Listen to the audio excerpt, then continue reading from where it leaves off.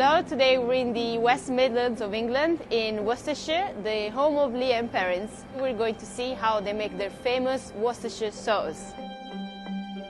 Today we're going to find out about its history and origin, what makes it so popular here in the UK, and then of course we're going to taste it.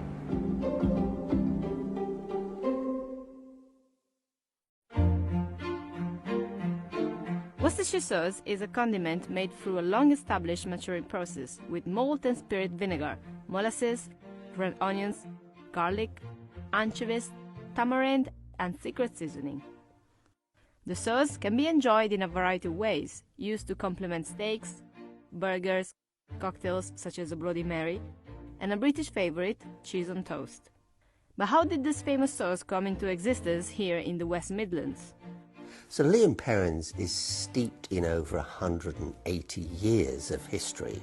You know, the story starts in 1835 with Lord Sandys, who was reputedly a nobleman of this county, and he'd been travelling in the Far East and had picked up this recipe for a sauce, and he loved it so much he brought it back to Worcester and wanted it made up. He turned to a couple of entrepreneur chemists, Mr. Lee and Mr. Perrins, who owned a chemist shop in the centre of Worcester in Broad Street. So he gave them the recipe. Mr. Lee and Mr. Perrins got the ingredients from around the world and made up the sauce. And you know what? It tasted awful. Lord Sandys never returned.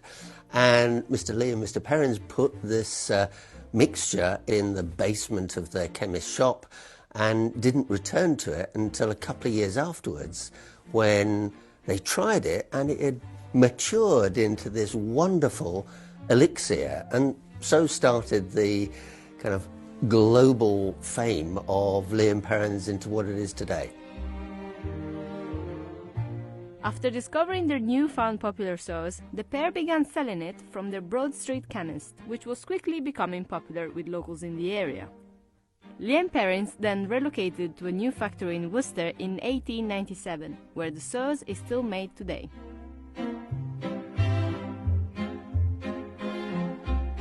Depending on your region, it will either be packaged in the iconic orange label or wrapped in a beige paper wrapper.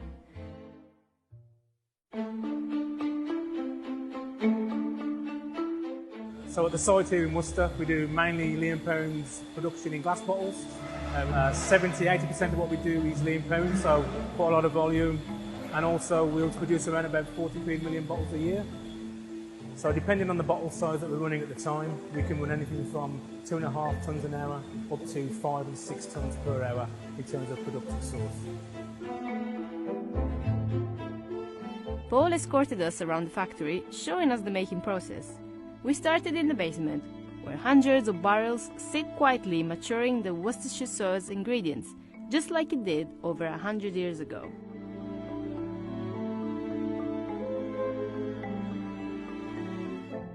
Paul starts by showing us one of the 3 main ingredients that go into Lee and Perrins sauce: whole red onions. So we got some red onions here that have been pickling for around about 9 to 10 months, and we've still got the whole red skin onion, which we noticed, but it's changed from being a very hard fruit, even though it's keeping its colour, to being a little bit mushy, and it's the process of breaking down the vegetable that creates this lovely juice that comes out that will give us that lovely flavour. The same process is also done with whole garlic cloves, which also sit in a barrel of malt vinegar to pickle for 18 months.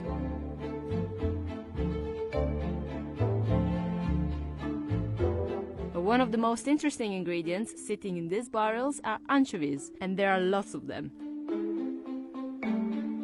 The fish, which are captured and sent from Spain, age in 200 kilograms of salt for 2 years, which help bring out the base flavor for the sauce.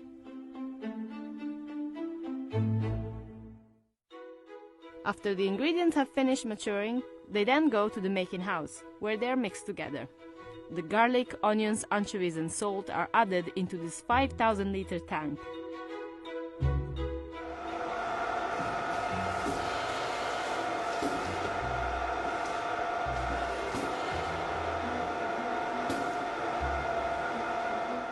It then goes to the maturation storage area, where the ingredients are transferred and held in a larger 30,000-liter tank for a minimum of 6 weeks, adding more ingredients, including their secret spices, further enhancing the maturing process. Once complete, the sauce then goes to the final stage where it gets pasteurized. The sauce first goes through this holding tank before heading to the heat exchanger, which preheats the sauce for around 2 minutes, then cools it again before sending it to bottling.